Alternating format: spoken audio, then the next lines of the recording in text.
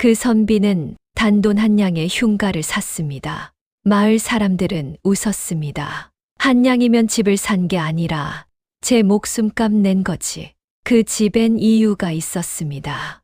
열애 전까지 기와가 윤이 나던 큰 집이었는데 주인이 죽고 아들이 죽고 마님이 죽고 그 뒤로 밤마다 마른 우물 밑에서 여자가 웃는 소리가 났습니다. 처음 들어간 객주는 사흘 만에 짐을 뺐고 두 번째 약장수는 한밤중에 대문을 발로 차고 도망쳤고 세 번째 주인은 안방에서 스스로 목을 맸다고 소문났습니다. 사람들은 그 여자를 우물귀신이라 불렀습니다. 그런데 그 흉가를 서준이라는 선비가 한 냥에 사들인 겁니다. 쌀떡은 비어 있었고 더는 방 한 칸 얹혀 살 얼굴도 없었으니까요. 첫날 밤 그 선비는 진짜로 들었습니다. 우물 밑에서 딸깍딸깍 방울이 흔들리는 소리, 그리고 잠시 뒤 여자 웃음소리 같은 것이 바닥 밑에서부터 천천히 올라왔습니다. 사람들은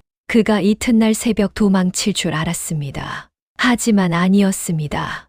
그 선비는 오히려 등불을 들고 우물 속을 들여다봤습니다. 그리고 아주 작게 중얼거렸습니다. 귀신이면 발자국이 남을 리 없지. 흙바닥엔 젖은 버선 자국이 찍혀 있었습니다. 오늘 들려드릴 이야기는 단돈 한 냥에 산 흉가에서 귀신이 아니라 사람의 탐욕을 먼저 알아본 가난한 선비가 우물 밑에 묻힌 장부와 피 묻은 사인 하나로 마을 전체를 뒤집는 이야기입니다. 이야기 시작하겠습니다. 1장 한 냥의 흉가를 산 선비. 서준은 29이었습니다. 나이로만 보면 이미 과거에 한 번쯤 급제했어도 이상하지 않은 나이였지만 그는 아직 백면서생 신세를 벗어나지 못하고 있었습니다. 글은 읽었고 사람 마음도 어느 정도는 읽었지만 운이 붙지 않았습니다. 아버지는 서준이 12살이 되던 해에 병을 얻어 누웠고 석 달을 넘기지 못했습니다. 남긴 건 책 몇 권과 과거를 보라는 유언뿐이었습니다. 어머니는 그 뒤로 삭바느질과 두부품을 팔며 아들 글 공부를 시켰습니다. 겨울엔 손이 갈라져도 바늘을 놓지 않았고 여름엔 콩물 파는 길에 쓰러져도 다음 날 새벽이면 다시 맷돌을 돌렸습니다. 서준은 그 손을 보면서 글을 읽었습니다. 어머니가 돌아가신 건 그해 봄이었습니다. 긴 병 끝이었습니다. 장례를 치르고 나니 남은 것은 몇 권의 책과 다른 붓과 빚 조금과 남의 눈치뿐이었습니다. 처음엔 친척집 사랑채 끝방에 얹혀 지냈습니다. 삼촌뻘 되는 어른이 어머니 장례 때 고개를 끄덕여준 덕이었습니다. 하지만 과거 준비도 안 되는 데다 밥값도 못 보태는 선비 하나를 누가 오래 품어주겠습니까? 석 달쯤 지나자 삼촌댁 아주머니가 밥상을 놓을 때 숟가락을 하나씩 줄이기 시작했습니다. 처음엔 반찬이 줄었고 그 다음엔 국이 빠졌고 나중엔 밥그릇 크기가 바뀌었습니다. 말로 나가라 한 적은 없지만 밥상이 먼저 말하고 있었습니다. 서준은 결국 짐을 쌌습니다. 어디든 지붕만 있으면 된다고 생각했습니다. 문제는 돈이었습니다. 그가 손에 쥔 전 재산은 은전 몇 잎과 동전 조금 합쳐서 한 냥 남짓이었지요. 그 돈으로는 사람 사는 집은커녕 헛간 하나 얻기도 어려웠습니다. 그때 장터 구석에서 기와집 하나가 한 냥에 나온다는 말을 들었습니다. 사람들은 그 말 듣고도 쳐다보지 않았습니다. 왜냐하면 그 집이 매화정이라 불리던 흉가였으니까요. 마을 어귀에서 북쪽으로 조금만 올라가면 돌담이 반쯤 기울고 마른 우물이 하나 있는 큰 집이 있었습니다. 예전엔 고을에서도 손꼽히던 부잣집이었습니다. 집주인 박참봉은 글도 알고 인심도 후해 해마다 흉년이면 창고 문을 열어 쌀을 풀던 사람이었다고 했습니다. 아이들 글 가르치는 것도 좋아해서 장터 아이들한테 공짜로 책을 빌려주기도 했다지요. 그런데 어느 해 여름 박찬봉이 갑자기 죽었습니다. 병이라 하기엔 너무 빨랐고 사고라 하기엔 아무도 본 사람이 없었습니다. 외아들도 얼마 못 가 죽었습니다. 남은 건 젊은 마님 하나뿐이었는데 그 여자도 오래 못 버텼다고 했습니다. 어떤 이는 스스로 우물에 몸을 던졌다 했고, 어떤 이는 안방에서 숨이 끊겼다 했고, 또 어떤 이는 밤에 누가 데려갔다고도 했습니다. 그 뒤부터 집이 비었습니다. 이상한 건 집이 비자마자 소문이 한꺼번에 많아졌다는 점이었습니다. 우물 밑에서 여자가 웃는다는 말, 밤마다 방울 소리가 난다는 말, 안방 장롱이 저절로 열린다는 말, 등불 없이 들어간 사람은 돌아올 때 얼굴빛이 바뀐다는 말.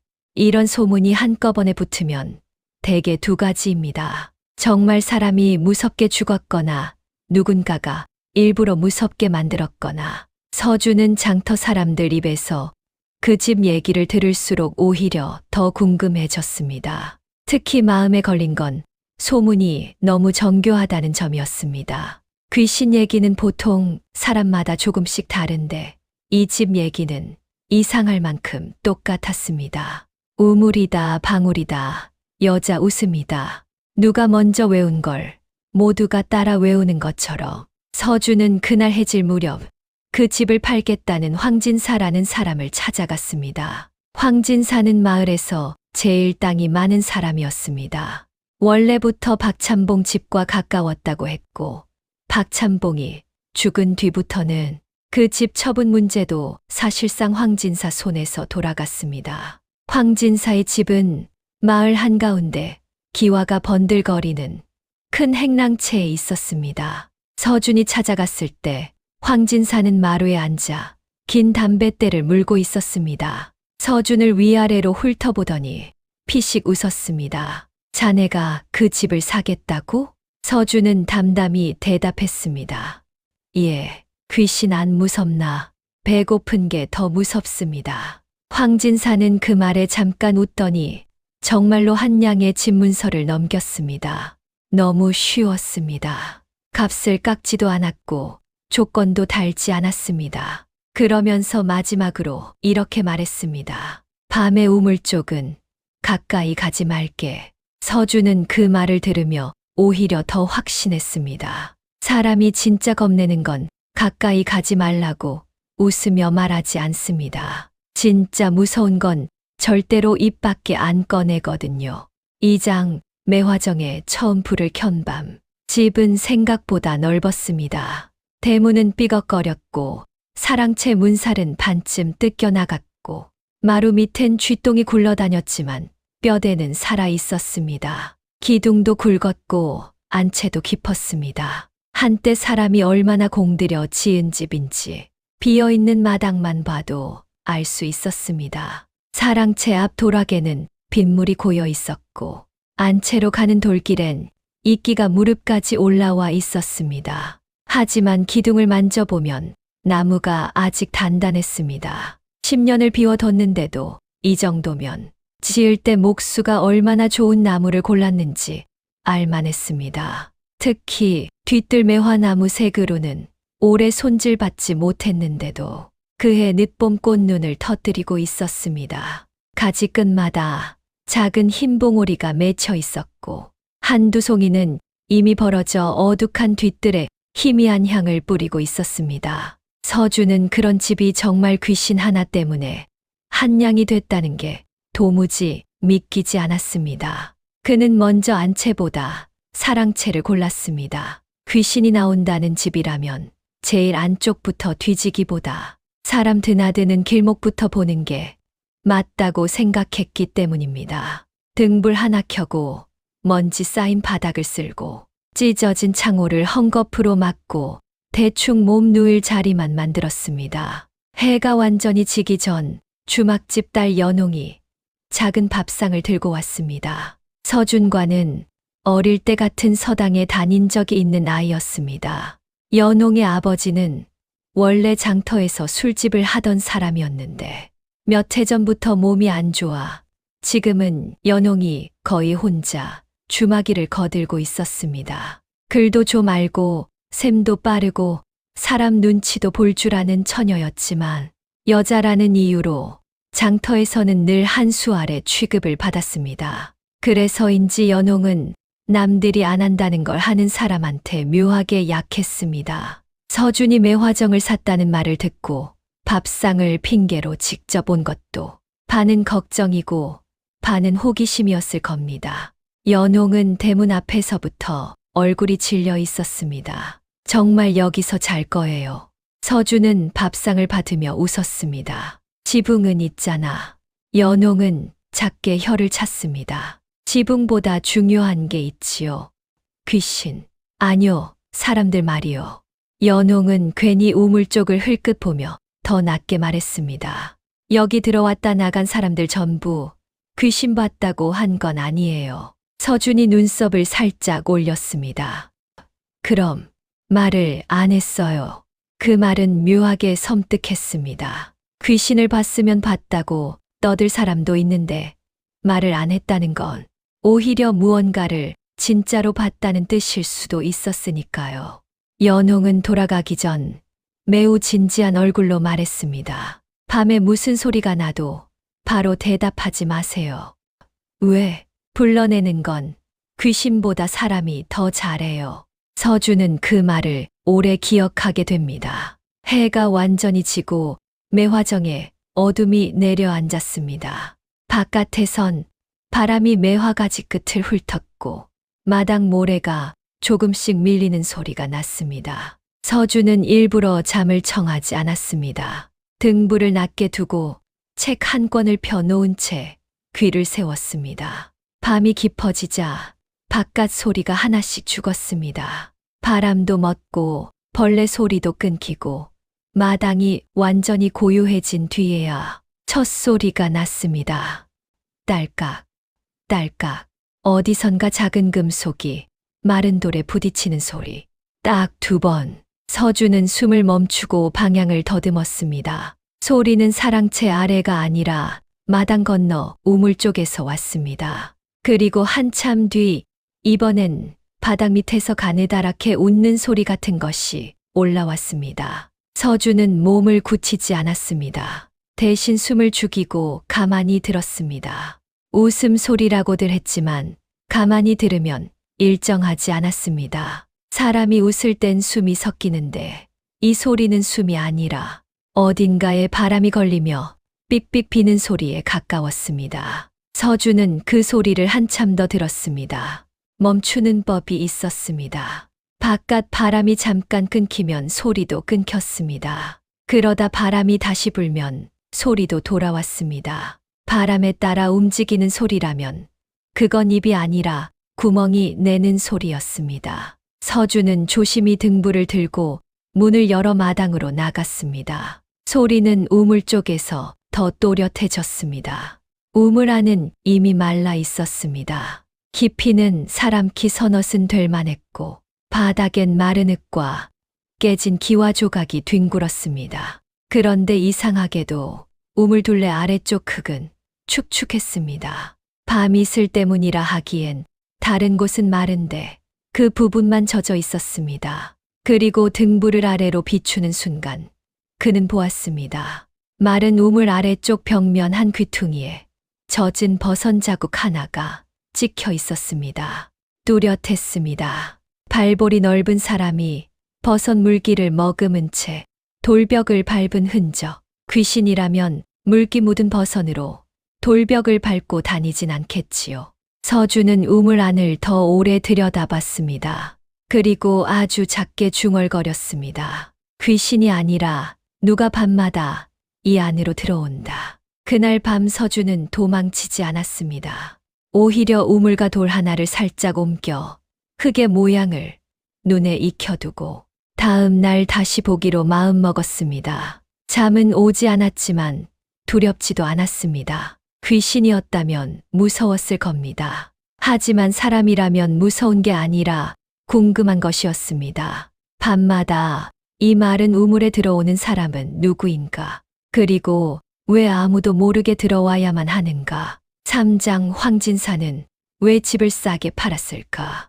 이튿날 아침 서준은 일부러 아무 일도 없었던 얼굴로 장터에 나갔습니다. 사람들은 그의 얼굴부터 살폈습니다. 눈밑이 꺼졌는지, 혼이 나간 사람처럼 걷는지, 밤에 무슨 일이라도 당한 기색이 있는지. 그런데 서준은 멀쩡했습니다. 오히려 좁쌀 한 대와 기름 한 병을 사들고 태연히 주막에 앉아 밥까지 먹었습니다. 그걸 본 사람들 사이에서 수군거림이 퍼졌습니다. 못 들었나 보네. 첫날은 조용할 수도 있지. 이틀째 보면 안다. 서준은 밥을 먹으면서 장터 분위기를 살폈습니다. 흥미로운 건 매화정 얘기를 할 때 사람들의 목소리가 두 종류로 나뉜다는 점이었습니다. 진짜 무서워하는 사람은 목소리를 낮췄고 떠들어야 하는 사람은 오히려 크게 말했습니다. 크게 말하는 사람이 소문을 퍼뜨리는 쪽이었습니다. 그 무렵 황진사 쪽 사람이 슬그머니 서준 앞에 앉았습니다. 황진사 집 장부를 본다는 최서방이었습니다. 나이는 40쯤, 얼굴엔 웃음을 띠고 있었지만 눈은 웃지 않는 부류의 사람이었습니다. 어젯밤은 잘 넘기셨소. 예, 무서울 줄 알았는데 배짱이 대단하시오. 아직 귀신은 못 봤습니다. 최서방 눈빛이 아주 잠깐 흔들렸습니다. 보통 사람이라면 못 봤다고 안 하지요. 안 나왔다거나 조용했다고 하지. 못 봤다는 건 나올 줄 알았는데 안 나왔다는 뜻이고, 그건 곧 뭘 좀 안다는 뜻이니까요. 최서방은 금세 웃으며 말했습니다. 귀신 못 본 게 복이지요. 혹 마음 바뀌면 말하시오. 집은 다시 걷어들일 수 있소. 서준은 숟가락을 멈췄습니다. 한양에 판 집을 벌써 다시 사겠다고요? 최서방은 아무렇지 않게 대답했습니다. 그 집이 워낙 흉해서 나중에 자네가 겁먹고 버리고 가면 곤란하잖소. 말은 그럴듯했습니다. 하지만 이상했습니다. 정말 버릴까 걱정이면 그냥 두면 됩니다. 빈집이 하나 더 생기는 게 최서방한테 무슨 해가 되겠습니까? 그런데 굳이 하루 만에 다시 걷어들이겠다는 건 그 집이 비어 있어야 편한 사람이라는 뜻이었습니다. 서준은 일부러 태연히 물었습니다. 그럼 얼마에 걷어들이십니까? 최서방은 살짝 웃었습니다. 2냥 드리지. 1냥짜리 흉가를 하루 만에 2냥 주고 다시 사겠다는 것. 서준은 속으로 생각했습니다. 흉가가 진짜 흉가면 1냥도 비싼 겁니다. 그런데 하루 만에 2배를 부른다는 건 그 집에 1냥 이상의 무언가가 들어있다는 뜻이었습니다. 이쯤 되면 귀신보다 장부 냄새를 먼저 맡아야 맞지요. 서준은 밥을 다 먹고도 한참 말을 아꼈습니다. 그리고 아주 느리게 대답했습니다. 전 가난해서요. 2배 남는 장사는 못 놓칩니다. 그런데 이상하네요. 뭐가요? 정말 흉가면 왜 자꾸 되사려 하십니까? 최서방 얼굴에서 웃음이 아주 잠깐 사라졌습니다. 반호흡도 안 되는 시간이었지만 서준은 그걸 놓치지 않았습니다. 그 작은 틈만으로도 충분했습니다. 그날 저녁 그는 매화정으로 돌아오자마자 우물둘레부터 다시 살폈습니다. 밤새 자국이 더 늘어 있었습니다. 누군가 실제로 다녀간 것입니다. 게다가 축축한 흙 위엔 버선 자국 말고도 집신끈이 끌린 듯한 흔적이 길게 남아 있었습니다. 한 사람이 아니라 무언가를 끌고 갔거나 상자를 옮겼거나. 서준은 그 흔적을 따라 우물 안으로 내려갈 방법을 찾기 시작했습니다. 사장, 우물 밑 웃음소리의 정체. 낮엔 우물이 그저 마른 구덩이처럼 보였습니다. 하지만 서준은 밤에만 젖는 돌벽이 마음에 걸렸습니다. 낮엔 마른 벽이 밤이면 축축해진다는 건 안쪽 어딘가에 물이 흐르되 수위가 시간에 따라 달라진다는 뜻이었습니다. 자연스러운 지하수라면 낮밤 구분 없이 고여야 하는데 밤에만 젖는다는 건 누군가 밤에만 물을 보내고 있다는 뜻일 수도 있었습니다. 우물 바닥까지 내려가 보니 바닥 돌판 하나가 유난히 깨끗했습니다. 먼지 쌓인 다른 돌과 달리 그 돌만 가장자리 흙이 자주 긁힌 흔적이 있었습니다. 사람 손이 닿는다는 뜻이었습니다. 서준은 혼자 그 돌을 들어보려 했지만 생각보다 무거웠습니다. 어른 남자 혼자 들기엔 돌판이 두꺼웠고 손잡을 틈도 마땅찮았습니다. 그때 뒤에서 누군가 낮게 말했습니다. 혼자 들면 허리 나가요. 연홍이었습니다. 그녀는 우물 위에서 아래를 내려다보고 있었습니다. 점심때 서준이 우물 쪽만 맴도는 걸 보고 결국 못 참고 쫓아온 것이었습니다. 서준은 놀라지 않았습니다. 오히려 잘 왔다며 웃었습니다. 같이 들어보겠소. 연홍은 한숨을 쉬더니 치마를 걷어 묶고 우물 밑으로 내려왔습니다. 둘이 힘을 합치자 돌판이 조금 들렸습니다. 그 아래엔 사람 하나 겨우 드나들 만한 좁은 틈이 나 있었습니다. 찬 바람이 아래에서 훅 올라왔습니다. 습한 돌 냄새와 함께 오래된 물이끼 냄새가 섞여 있었습니다. 그리고 바로 그 순간 그 삑삑 비는 웃음소리 같은 것도 들렸습니다. 연홍이 움찔했습니다. 이게 그 소리예요? 서준은 눈을 가늘게 뜨고 아래를 보았습니다. 좁은 돌틈 아래로 물길이 지나가고 있었습니다. 폭은 사람 어깨 하나 들어갈 만했고 물은 발목도 안 되게 얕았지만 흐름이 있었습니다. 그리고 그 물길 벽면 한쪽에 구멍이 송송난 대나무관 같은 것이 꽂혀 있었습니다. 길이는 팔뚝만 했고 한쪽 끝은 물길 쪽으로 다른 쪽은 우물 안쪽 틈을 향해 열려 있었습니다. 바람이 물길을 따라 불면 그 관의 구멍을 스치며 사람 웃음 비슷한 소리를 내고 있었던 것입니다. 서준은 대나무관을 손으로 막아봤습니다. 소리가 멈췄습니다. 손을 떼자 다시 났습니다. 연홍은 입을 틀어 막았습니다. 이걸 누가? 우물 귀신 웃음이라던 건 귀신이 아니라 누군가 일부러 심어둔 장치였습니다. 서준은 대답 대신 더 아래를 비췄습니다. 물길은 끊기지 않았습니다. 안쪽 어둠으로 길게 이어지고 있었습니다. 그건 단순한 우물이 아니라 어딘가 다른 곳으로 통하는 숨은 수로였습니다. 서준은 그 순간 처음으로 이 집이 흉가가 아니라 비밀을 숨기기 좋은 집이었다는 걸 알았습니다. 밤에 들리던 웃음소리는 사람을 쫓기 위한 덫이었고 우물은 사람이 안 들어오게 만드는 입구였던 것입니다. 연홍은 겁먹은 목소리로 말했습니다. 이제 어쩔 거예요? 서준은 아주 조용하게 대답했습니다. 귀신이 아니라 사람 짓이면 그 사람은 다시 오겠지. 왜요? 이 장치가 아직 살아있다는 건 지금도 쓰고 있다는 뜻이니까. 그날부터 서준은 매화정을 떠날 생각을 완전히 접었습니다. 이젠 흉가가 아니라 누군가 반드시 숨기고 싶어 하는 집이 됐으니까요. 5장 박찬봉 집은 왜 망했는가? 비밀을 파고들려면 죽은 사람 얘기부터 바로잡아야 했습니다. 서준은 장터 어귀 술집을 돌며 박찬봉 집 얘기를 주워 담기 시작했습니다. 신기하게도 사람마다 아는 척은 많이 했지만 정확한 얘기를 하는 사람은 없었습니다. 박찬봉은 병사했다는 사람도 있었고 독살됐다는 사람도 있었고 벼슬길 원한을 사서 죽었다는 사람도 있었습니다. 외아들은 열병이라 했지만 어떤 노인은 말에서 떨어져 죽었다고도 했습니다. 젊은 마님은 우물 귀신이 되었다고들 했지만 정작 시신을 본 사람은 하나도 없었습니다. 즉 모두 떠들었지만 핵심을 본 사람은 없는 셈이었습니다. 며칠을 그렇게 헤매던 끝에 서준은 매화정 옛나인 출신이라는 노파 하나를 찾았습니다. 사람들은 그녀를 깨복노인이라 불렀습니다.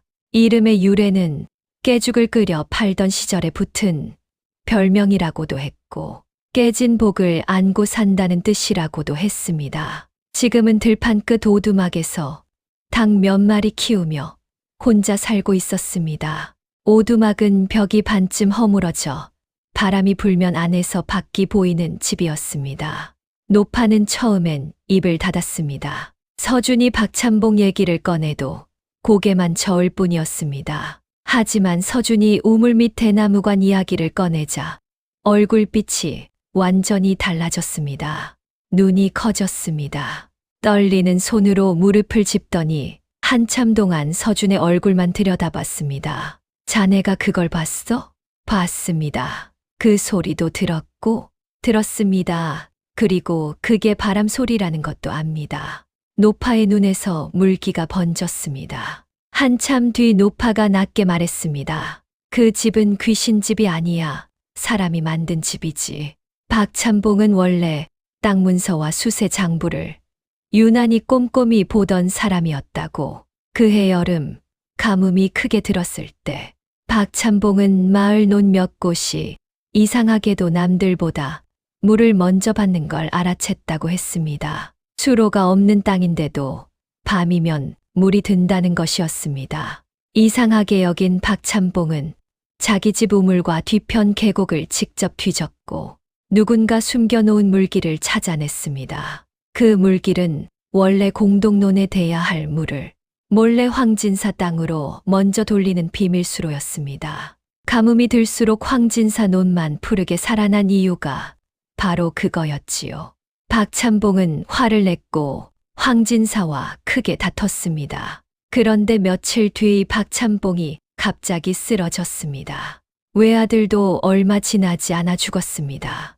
마님은 발광했다는 소문이 돌았고 집안은 순식간에 비게 됐습니다. 그런데 노파는 여기서 멈추지 않았습니다. 눈을 감고 한참을 망설이더니 손가락 끝이 하얗게 질릴 만큼 무릎을 쥐고서 그날 밤 이야기를 꺼냈습니다. 마님이 죽기 전날 밤이었어. 밤이 깊었고 마님 방에는 등불 하나만 켜져 있었다고 했습니다. 마님은 며칠째 아무것도 먹지 않고 방 안에서만 나오지 않았습니다. 남편이 죽고 아들이 죽고 하인들도 하나둘 떠나고 집에 남은 건 마님과 노파 둘뿐이었습니다. 그날 밤 마님이 노파를 불렀습니다. 방에 들어가니 마님은 이불 위에 앉아 있었는데 얼굴이 놀라울 만큼 고요했다고 합니다. 며칠 동안 울고 또 울던 사람이 갑자기 모든 걸 내려놓은 얼굴을 하고 있었다고. 그건 노파가 아는 한 가장 무서운 얼굴이었습니다. 포기한 사람 얼굴이 아니라 결심한 사람 얼굴이었으니까요. 마님은 떨리는 손으로 품에서 작은 논 열쇠를 꺼내 노파 손에 쥐어줬습니다. 그리고 이렇게 말했습니다. 이 집이 다시 열리면 우물부터 봐달라. 우물 밑에 작은 문이 있다. 그 안에 진사가 두려워하는 것이 들어있다. 내가 못 끝낸 거 살아있는 사람이 끝내줘야 한다. 노파는 그 손을 붙잡았습니다. 마님아 무슨 소리를 하느냐고. 제발 그런 말 말라고. 하지만 마님은 웃었다고 했습니다. 노파가 기억하는 마지막 웃음이었습니다. 나는 귀신이 되려는 게 아니야. 이 집을 기억하는 사람이 하나는 있어야지. 다음 날 아침 마님은 죽어 있었습니다. 노파는 그 열쇠를 10년 넘게 품고 살았습니다. 누구에게도 말하지 못했습니다. 왜냐하면 마님이 죽은 뒤 황진사 사람들이 매화정 주변을 돌며 예전 하인들 입을 하나하나 막았기 때문입니다. 어떤 머슴은 돈을 받고 마을을 떠났고 어떤 나이는 협박을 받고 입을 닫았고 깨복 노인은 미친 늙은이 취급받으며 들판 끝으로 밀려났습니다. 노파는 떨리는 손으로 낡은 비단 조각 안에 쌓인 열쇠를 내밀었습니다. 이걸 쓸 사람이 올 줄은 몰랐다. 서준은 그 순간 숨을 삼켰습니다. 열쇠는 작았지만 그 안에 담긴 것은 컸습니다. 우물 및 수로는 단순한 비밀길이 아니라 박찬봉 집이 마지막으로 숨겨둔 증거 창고였던 것입니다. 그리고 그걸 황진사도 알고 있기에 집을 흉가로 만들어 아무도 못 들어오게 했던 것이지요. 6장 첫 번째 피. 열쇠를 얻은 날 밤 서준과 연홍은 다시 우물 밑으로 내려갔습니다. 돌판을 열고 등불을 내리고 물길을 따라 몸을 낮추고 기어 들어갔습니다. 안쪽은 생각보다 깊었습니다. 물은 발목까지 찼고 벽엔 습기가 맺혀 있었고 천장이 낮아 고개를 숙여야 했습니다. 등불이 비추는 범위는 앞으로 두어 걸음뿐. 그 너머는 완전한 어둠이었습니다. 연홍은 서준의 등 뒤에서 그의 옷자락을 잡고 걸었습니다.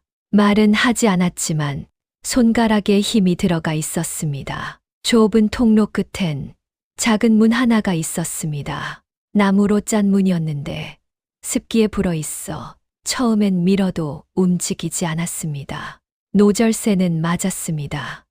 딸깍. 자물쇠가 돌아가자 문이 안쪽으로 삐걱 열렸습니다. 안쪽엔 마른 방 하나가 나왔습니다. 손바닥만 한, 창도 없는 방. 하지만 물길에서 떨어져 있어 바닥은 건조했습니다. 대신 나무개 2개와 곰팡내 밴 장부꾸러미가 가지런히 쌓여 있었습니다. 서준은 그걸 보는 순간 모든 퍼즐이 맞아 들어가는 걸 느꼈습니다. 황진사가 이 집을 비워둔 이유, 우물 귀신 소문을 퍼뜨린 이유, 하루 만에 집을 도냥주고 다시 사려 한 이유, 전부 이 방 때문이었습니다. 서준이 장부 한 권을 펼쳤습니다. 거기엔 논 이름과 물길 방향과 밤중 수문을 여는 시각이 적혀 있었습니다. 공동수로의 물이 한밤중 특정 시각마다 황진사 논으로 먼저 돌게 돼 있었습니다. 수문을 여는 시각은 축시 삼각, 인시 초각, 매일 같은 시간이었습니다. 그리고 다른 장부엔 죽은 박찬봉의 이름으로 이미 팔린 적도 없는 땅이 황진사의 명의로 넘어간 문서 사본이 들어 있었습니다. 사인은 분명 가짜였습니다. 박찬봉의 필체를 흉내냈지만 획이 떨리는 방향이 달랐습니다. 그를 아는 사람이면 한눈에 알 수 있는 차이였습니다. 연홍이 떨리는 목소리로 말했습니다. 이거면 다 끝나는 거 아니에요? 서준은 고개를 저었습니다. 문서는 끝이 아니야. 왜요? 이 문서를 숨긴 사람들이 아직 살아있잖아. 바로 그때 통로 바깥에서 물 밟는 소리가 났습니다. 철퍽, 철퍽. 둘은 숨을 죽였습니다. 누군가 실제로 이 방으로 들어오고 있는 것이었습니다. 서준은 급히 등불을 껐습니다. 어둠이 한꺼번에 밀려왔습니다. 연홍이 서준 팔을 잡았습니다. 손가락이 차가웠습니다. 서준은 문틈만 아주 조금 남기고 안에서 숨을 죽였습니다. 그리고 보았습니다. 최서방과 낯선 장정 둘이 통로 끝으로 들어와 상자를 확인하는 모습. 최서방은 손에 등불을 들고 있었고 장정들은 각각 몽둥이와 밧줄을 쥐고 있었습니다. 최서방은 이를 갈며 중얼거렸습니다. 그 선비놈이 밤새 도망가질 않았으니 수상하다. 장정 하나가 물었습니다. 그냥 없애버릴까요? 최서방이 대답했습니다. 장부가 먼저다. 문서가 밖으로 나가면 진사어른도 끝이다. 그 순간 서준 손끝이 굳었습니다. 귀신 소문 뒤에서 사람 목숨도 정말로 없애는 놈들이었던 것입니다. 그런데 바로 그때 연홍의 발밑돌이 미끄러졌습니다. 툭. 아주 작은 소리였지만 이 좁고 고요한 통로 안에서는 칼 같았습니다. 최서방이 고개를 돌렸습니다. 누구냐? 서준은 더 숨을 수 없다고 판단했습니다. 그는 장부 한 권을 품에 집어넣고 문을 걷어차며 튀어나왔습니다. 좁은 통로는 사람 셋이 한꺼번에 싸우기엔 너무 좁았습니다. 오히려 그게 서준에겐 유리했습니다. 앞에 한 명만 상대하면 됐으니까요. 그는 최서방의 어깨를 밀쳐 통로 벽에 박았고 연홍은 뒤에서 등불을 장정 얼굴로 내던졌습니다. 기름이 튀며 불꽃이 사방으로 흩어졌고 불빛에 놀란 장정이 비틀거리는 사이 서준과 연홍은 물길을 따라 밖으로 뛰어올랐습니다. 뒤에서 욕설과 발소리가 쫓아왔습니다. 잡아라. 놓치면 안 된다. 우물 입구로 거의 기어오르듯 나왔을 때 연홍의 소매가 무언가에 걸렸습니다. 우물 벽에 박힌 쇠붙이였습니다. 찢어지는 소리와 함께 팔목이 베었습니다. 붉은 피가 팔목을 타고 흘러내렸습니다. 서준은 연홍을 끌어올리고 돌판을 닫고 위에 돌 2개를 더 올렸습니다. 연홍은 팔목에서 피가 흐르는 걸 보고도 울지 않았습니다. 대신 이를 악물고 말했습니다. 도망가면 안 돼요. 도망가면 저 밑에 있는 거 다 없어져요. 서준은 그 피를 보는 순간 이 싸움이 장부만의 일이 아니라는 걸 알았습니다. 이제는 정말 사람들이 죽을 수도 있는 판이 된 것입니다. 7장 가뭄에도 풍년인 황진사의 밭. 그해 가뭄은 늦어름까지 계속됐습니다. 논바닥은 갈라졌고 작은 개울은 바닥이 드러났고 마을 사람들은 저녁이면 하늘만 올려다봤습니다. 그런데 이상하게도 황진사 논만은 덜 탔습니다. 벼가 고개를 숙일 만큼 자라 있었고 논두개는 무리끼까지 끼어 있었습니다. 사람들은 원래도 그랬다며 땅이 좋다느니 복이 붙은 논이라느니 떠들었지만 이젠 서준 눈엔 다르게 보였습니다. 복이 아니라 남의 물기를 먼저 빼돌린 결과였으니까요. 서준은 장부를 들고 곧 장관하러 가지 않았습니다. 관아에도 황진사 손이 닿아 있을 가능성이 컸기 때문입니다. 향청 아전 가운데 황진사 집에서 밥을 먹는 자가 적어도 2은 있었고 현감 자체도 부임한 지 얼마 안 돼 아직 마을 사정을 모르는 편이었습니다. 장부 하나 들고 관아에 갔다가 오히려 미친 선비로 몰릴 수도 있었습니다. 대신 먼저 마을 사람들 눈앞에 사실 하나를 보여주기로 했습니다. 서준은 가뭄에 타들어가는 논에 3명의 집주인을 몰래 불렀습니다. 3명 다 올해 농사를 거의 포기한 사람들이었습니다. 아이들 먹일 쌀이 떨어져가는 집, 빚 갚을 추수가 없어질 판인 집, 그런 사람들이었습니다. 서준은 밤에 매화정 우물 뒤편 계곡으로 그들을 데려갔습니다. 장부에 적힌 시각대로 기다리자 정말로 바위 틈 아래 수문수문해서 물이 다른 방향으로 꺾여 나갔습니다. 원래 공동론으로 가야 할 물이 황진사 쪽 숨은 물길로 흘러들고 있었습니다. 농부들은 그 광경을 보고도 한동안 말이 없었습니다. 말하면 싸움이 너무 커질 걸 알았으니까요. 서준이 조용히 말했습니다. 귀신이 아니라 이 물길이 사람들을 굶기고 있었습니다. 한 사내가 주저앉으며 이를 갈았습니다. 우리 애들이 굶는데 저 집 논에만 물이 돌았던 게 이거였구나. 하지만 분노만으로는 부족했습니다. 황진사는 땅도 많고 사람도 부릴 줄 알았고 증인 입도 막을 수 있는 사람이었습니다. 그리고 황진사 쪽은 그 말이 빈말이 아님을 바로 보여줬습니다. 서준이 농부들을 데려간 다음 날 최서방이 깨복 노인의 오두막에 나타났습니다. 장정 하나를 대동하고 노파의 닭장을 발로 걷어차더니 말했습니다. 할멈이 무슨 옛날 얘기를 누구한테 했다면서. 닭들이 비명을 지르며 흩어졌고 닭장 기둥이 부러지며 쓰러졌습니다. 최서방은 노파 앞에 쭈그려 앉아 아주 낮고 느린 목소리로 말했습니다. 할멈, 박참복네 마님 죽은 거 그때도 우리가 입 닫게 했잖아. 또 열게 할 순 없지.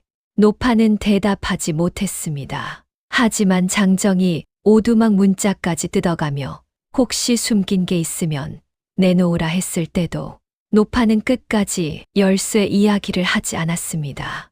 열쇠는 이미 서준에게 넘어간 뒤였으니까요. 서준이 그날 밤 찾아갔을 때 노파는 부서진 닭장 앞에서 떨고 있었습니다. 울면서도 이를 악물고 있었습니다. 열쇠는 아직 안 뺏겼다. 내가 죽어도 저놈들한테는 안 줘. 서준은 노파의 손을 잡고 말했습니다. 할머니가 지킨 걸 제가 끝내겠습니다. 그 다음엔 연홍이었습니다. 마을엔 다시 소문이 돌기 시작했습니다. 매화정 우물 귀신이 이제는 집산 선비를 홀렸다는 말. 그 선비가 미쳐 밤마다 우물하고 말을 한다는 말. 주막집 딸 연홍도 밤마다 드나든다며 둘이 귀신에 씌인 게 틀림없다는 말. 소문은 늘 그렇지요. 진실이 가까워질수록 더 빠르고 더 지저분해집니다. 연홍은 장터에서 물세례까지 맞았습니다.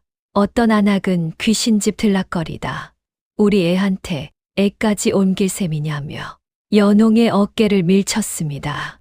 물동이 물이 연홍의 머리와 어깨에 쏟아졌고 사람들은 그걸 보면서도 말리지 않았습니다. 연홍은 젖은 머리카락을 쓸어 올리며 한마디도 하지 않았습니다. 그리고 그날 밤 주막 뒤편에서 몰래 울었습니다. 서준이 찾아가자 그녀는 울음을 삼키고 이를 악물고 말했습니다. 나 때문이 아니라 저놈들 때문이잖아요. 그리고 소매를 걷어 우물에서 베인 상처를 보여주며 말했습니다. 피까지 봤는데 여기서 물러나면 너무 억울하잖아요. 그 말은 서준의 마음을 더 단단하게 만들었습니다. 이젠 집문서나 장부 때문만이 아니었습니다. 이 판을 끝내지 않으면 진실을 본 사람들까지 계속 귀신과 미친 소문 속에 묻힐 것이었으니까요. 서준은 그날 밤 장부를 세 부로 나눴습니다. 원본 한 부는 자기 품에, 사본 한 부는 연홍에게, 나머지 한 부는 깨복노인의 오두막 지붕 밑에 숨겼습니다. 진실을 한 곳에 모아두면 한 번에 불태워지지만 세 곳에 흩어두면 셋 다 막아야 하니까요. 그리고 혼자 중얼거렸습니다. 내일이 지나면 귀신 소문도 끝나든지 내 목숨이 끝나든지 둘 중 하나겠지. 8장 우물 귀신은 누가 만들었나? 서준은 우물 귀신 소문을 만든 방식부터 깨기로 했습니다. 사람은 눈으로 본 것보다 귀로 반복해 들은 걸 더 오래 믿습니다. 그러니 밤마다 웃음소리가 들렸다면 그 소리가 어떻게 나는지 마을 사람들 눈앞에서 보여주는 게 먼저였습니다. 서준은 장터 한복판에 우물 밑에서 떼어온 대나무관을 들고 나갔습니다. 처음엔 다들 비웃었습니다. 선비가 이젠 장터에서 필이 분다. 귀신 관짝 들고 다니네. 그런데 서준이 관 끝을 바람 부는 쪽으로 세우자 바로 그 삑삑 비는 웃음 같은 소리가 났습니다. 장터가 조용해졌습니다. 사람들이 얼굴을 굳혔습니다. 밤마다 매화정에서 들린다는 그 소리와 너무 닮아 있었기 때문입니다. 서준은 더 크게 말했습니다. 귀신이 웃은 게 아닙니다. 이걸 누가 우물 밑에 박아뒀습니다. 바람이 불 때마다 소리가 나게 일부러 만든 장치입니다. 그때 군중 속에서 최서방이 소리쳤습니다. 말 같지도 않은 소리다. 미친 선비가 대나무 깎아놓고 귀신 만들었다 하네. 서준은 기다렸다는 듯 받아쳤습니다. 그럼 왜 어젯밤 당신이 우물 밑에서 이 장치를 다시 꽂으려 했지? 최서방의 얼굴이 굳었습니다. 사람들 눈이 한꺼번에 쏠렸습니다. 최서방은 발뺌했습니다. 헛소리를 하고 자빠졌네. 서준은 더 밀어붙였습니다. 우물 밑에 물길이 있습니다. 그 물길은 공동 논수로와 이어져 있습니다. 밤마다 누군가 그 물길을 열어 황진사의 논으로 물을 돌리고 있었습니다. 그러자 농부셋도 앞으로 나왔습니다. 우리가 직접 봤다. 밤에 물이 꺾여 나가는 걸 눈으로 봤다. 그리고 깨복노인도 나왔습니다. 노파는 부서진 닭장 이야기부터 했습니다. 내가 옛날 얘기했다고 최서방이 우리 집에 와서 닭장을 부수고 갔다. 이게 귀신 소문을 퍼뜨리는 사람들이 하는 짓이다. 귀신이 무서워서 입 막는 게 아니라 사람이 무서워서 입 막는 거였다. 마을 분위기가 처음으로 뒤집히기 시작했습니다.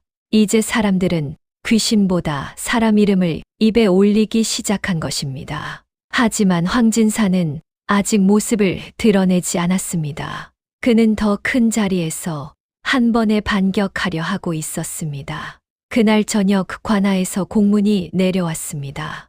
매화정 관련 소란과 수로 사기 의혹을 다음날 향청마당에서 공개적으로 다루겠다는 것이었습니다. 겉으론 공정한 신문 자리처럼 보였지만 서준은 오히려 더 불안해졌습니다. 공개된 자리란 증거를 뺏기에도 사람을 조용히 없애기에도 좋은 자리일 수 있었으니까요. 9장 향청마당에서 뒤집힌 장부. 다음 날 향청마당엔 사람이 가득 모였습니다. 농부도 왔고 장터 상인도 왔고 평소 이런 일엔 입도 안 대던 노인들까지 다 나왔습니다. 가뭄이 들면 물길 문제는 곧 밥 문제니까요. 향청 마당은 넓었지만 사람이 너무 많아 담장 밖에서 목을 빼고 듣는 사람들까지 있었습니다. 황진사는 그제야 모습을 드러냈습니다. 비단 도포를 입고 얼굴엔 여전히 웃음을 띠고 있었습니다. 마치 모든 게 하찮은 오해라는 듯한 얼굴. 그의 뒤에는 최서방과 장정 넷이 서 있었고 아전 둘도 황진사 쪽에 가까이 앉아 있었습니다. 그는 먼저 입을 열었습니다. 젊은 선비 하나가 흉가 소문에 미쳐 멀쩡한 마을을 뒤흔들고 있소. 장터에서 대나무 피리를 불며 사람을 선동하더니 이제는 나를 도둑놈이라 하니 이것이 선비의 도리요. 관아 아전들도 처음엔 황진사 쪽으로 기울어 있는 듯 보였습니다. 왜냐하면 황진사는 평소에도 곡식도 내고 향청 비용도 보태고 관아 사람들 잔칫날 돼지도 보내는 사람이었으니까요. 서주는 조급해하지 않았습니다. 대신 하나씩 꺼냈습니다. 먼저 대나무관을 보여주었습니다.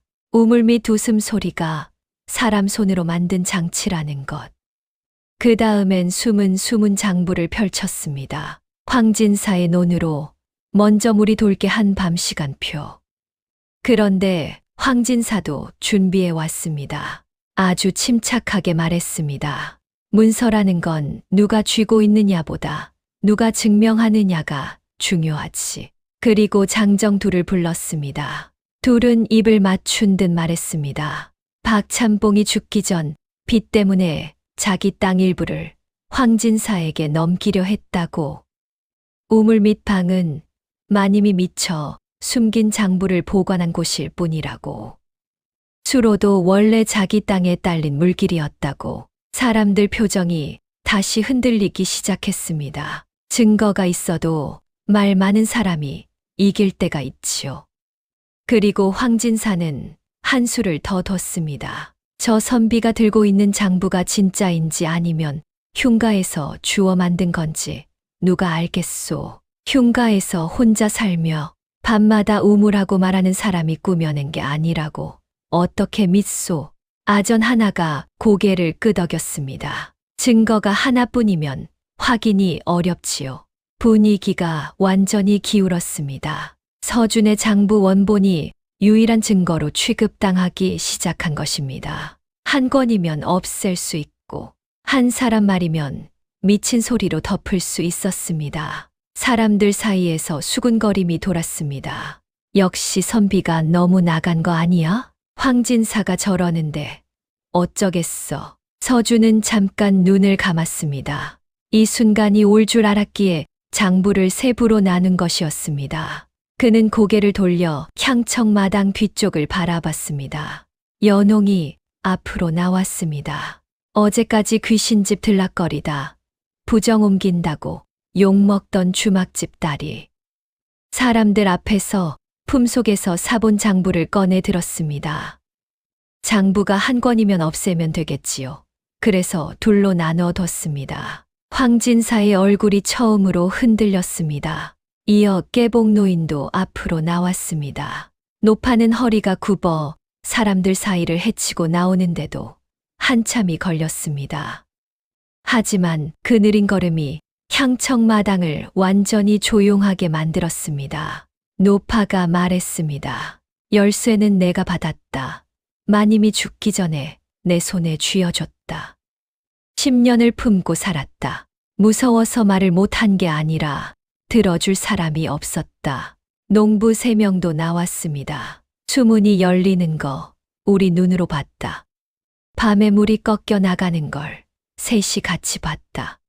한 사람의 말은 미친 소문으로 덮을 수 있습니다. 하지만 4사람 5사람 말이 겹치면 그때부터는 소문이 아니라 사실이 됩니다. 황진사의 얼굴에서 웃음이 완전히 사라졌습니다. 하지만 아직 입을 닫지는 않았습니다. 증인이 많다고 참이 되는 건 아니지. 하나가 거짓이면 나머지도 거짓일 수 있소. 서준은 그 말을 기다렸습니다. 그는 품에서 작은 나무패 하나를 꺼냈습니다. 박찬봉의 외아들이 어릴 때 쓰던 훈도패였습니다. 겉으론 별것 아니어 보였지만 뒷면에 숨은 칸이 있었습니다. 그 칸 안엔 박찬봉이 급히 적은 짧은 메모가 말려 들어 있었습니다. 황진사가 물을 훔친다. 아들이 보면 안 될 것을 보았다. 나와 아이가 다치면 우물 밑을 열어라. 향청 마당이 조용해졌습니다. 아무도 말이 없었습니다. 이건 해석이 필요 없는 말이었습니다. 죽은 사람이 죽기 전에 남긴 말, 그리고 그 말 뒤에 정말로 그 사람이 죽었다는 사실. 그 두 가지가 겹치는 순간 더 이상 반박할 수 있는 말은 없었습니다. 황진사는 마침내 뒤로 한 걸음 물러났습니다. 그 작은 한 걸음이 사람들 눈엔 이미 패배처럼 보였습니다. 10장 불붙은 매화저. 코너에 몰린 사람은 대개 두 가지 중 하나를 합니다. 무릎을 꿇거나 불을 지르거나. 황진사는 둘 다 하지 않았습니다. 대신 더 나쁜 쪽을 택했습니다. 그날 밤 매화정에 불이 났습니다. 사랑채 뒤편부터 시작된 불길은 마른 창호를 핥고 대청마루를 타고 안채로 번졌습니다. 서준은 이미 잠들지 않고 있었습니다. 황진사가 조용히 물러설 사람이 아니라는 걸 알았기 때문입니다. 불냄새가 나자마자 튀어나왔습니다. 그리고 첫 번째로 본 건 도망가는 최서방의 등이었습니다. 기름통을 든 장정 하나가 최서방 뒤를 따라 담을 넘고 있었습니다. 실화가 아니라 방화였습니다. 서준은 바로 우물 쪽으로 달렸습니다. 왜냐하면 불보다 먼저 지켜야 할 건 우물 밑 통로에 남은 원본 장부였으니까요. 향청에 낸 건 사본이었습니다. 원본은 아직 우물 밑 방에 있었습니다. 연홍도 뒤따라왔습니다. 불빛에 얼굴이 붉게 물들어 있었습니다. 미쳤어요. 지금 들어가게? 저게 타면 끝이야.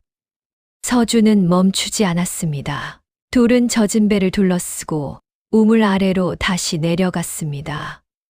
위에서 불빛이 우물 입구를 환히 비추고 있었고 연기가 통로까지 밀려들고 있었습니다. 숨이 막혔지만 원본 장부와 인장 상자는 무사했습니다. 서준은 장부를 품에 넣고 인장 상자를 연홍에게 건넸습니다. 이것만 나가면 된다. 문제는 나가는 길이었습니다. 위로 올라가려는 순간 우물 입구에서 무언가 쿵 하고 내려앉는 소리가 났습니다.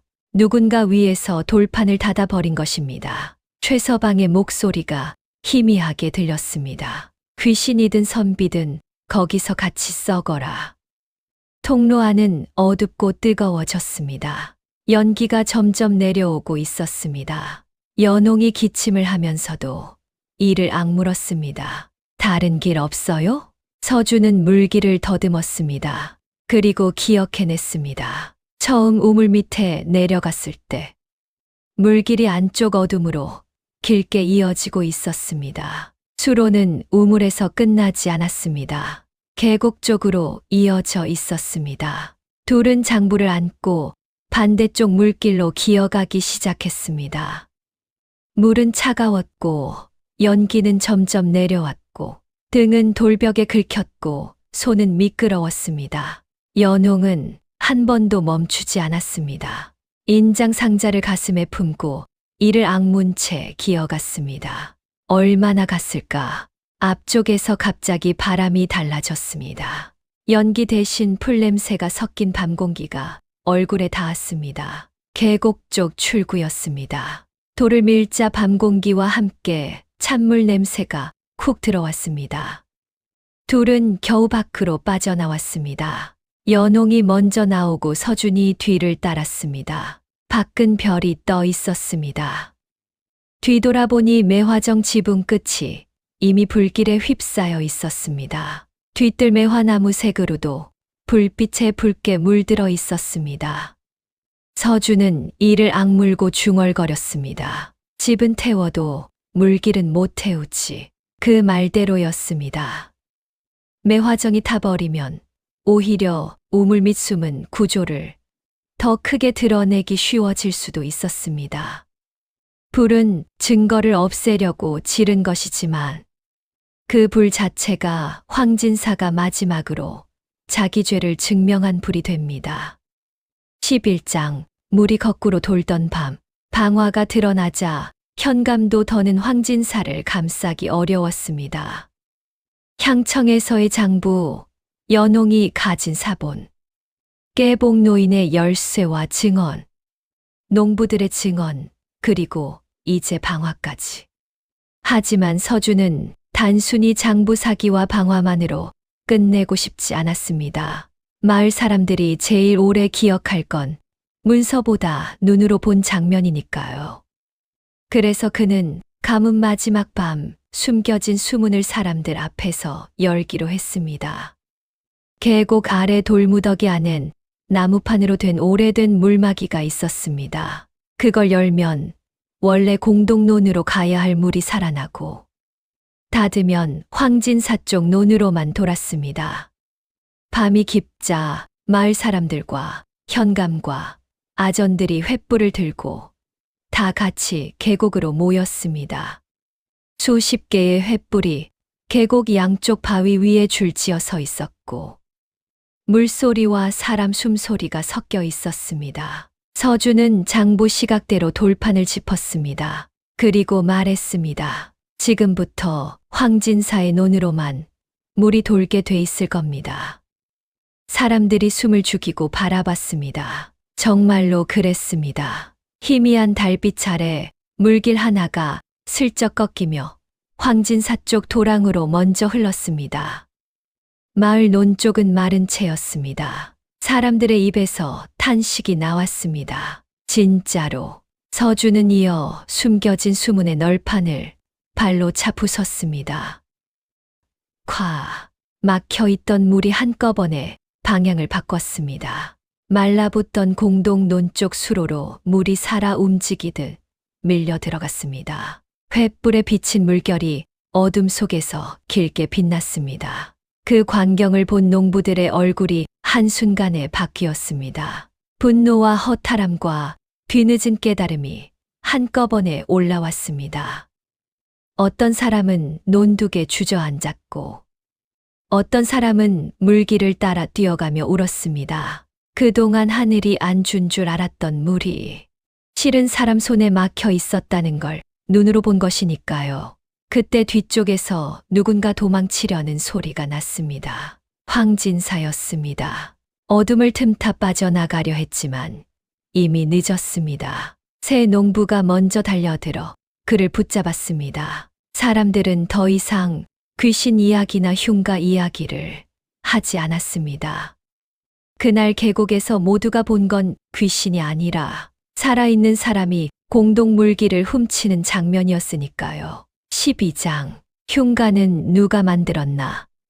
황진사는 결국 끌려갔습니다. 장부 위조, 수로 사기, 방화, 박찬봉 집안 죽음에 연루된 의혹까지 전부 얽혀 있었기 때문입니다. 최서방도 함께 잡혔습니다. 장정들은 뿔뿔이 흩어졌고 아전중 황진사의 편에 섰던 둘은 스스로 관직을 내놓았습니다.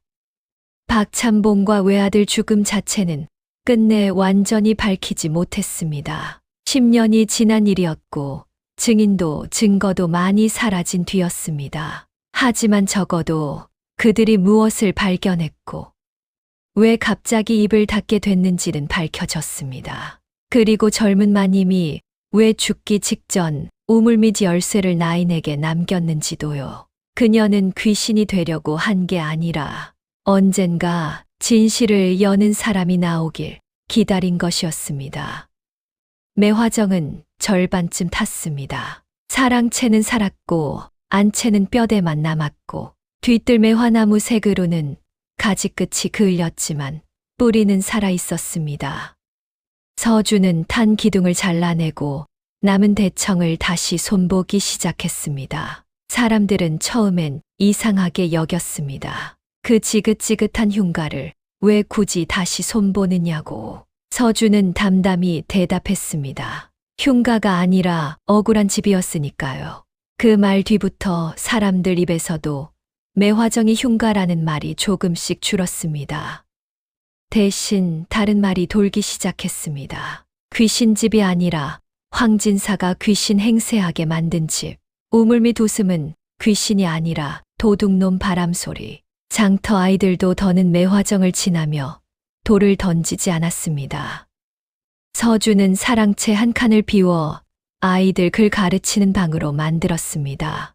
박찬봉이 예전에 마을 아이들한테 공짜로 책을 빌려주었다는 얘기를 듣고 그렇게 한 것이었습니다.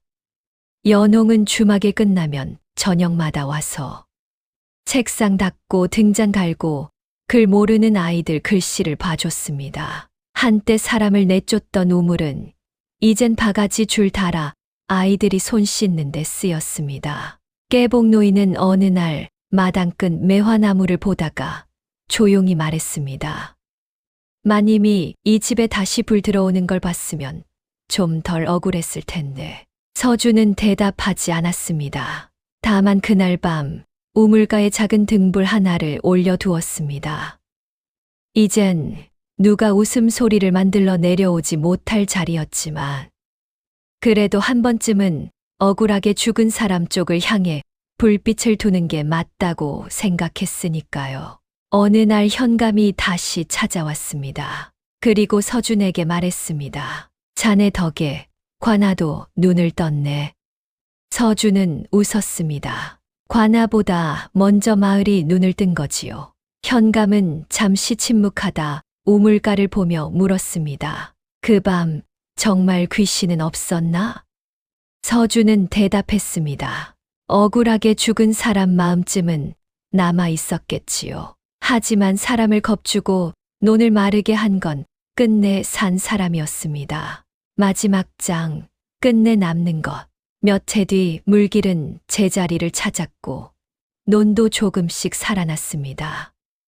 마을 사람들은 그제야 알았습니다. 명당이라는 게 꼭 산새나 맷자리만 뜻하는 게 아니라 같이 먹고 같이 살 수 있게 흐르는 물길이기도 하다는 걸. 등불 아래서 연홍이 글 모르는 아이 손을 잡아주고 서준이 책장을 넘기는 모습을 보면 깨복노인은 가끔 중얼거리곤 했습니다. 죽은 집도 사람이 다시 살리면 사는구나. 그 말이 맞았습니다. 집을 죽이는 건 귀신이 아니라 탐욕과 침묵이었고 집을 다시 살리는 건 진실을 끝까지 놓지 않는 사람 손이었습니다. 그러니 이 이야기를 듣는 여러분은 값이 너무 싼 집을 보면 귀신부터 의심하지 마세요.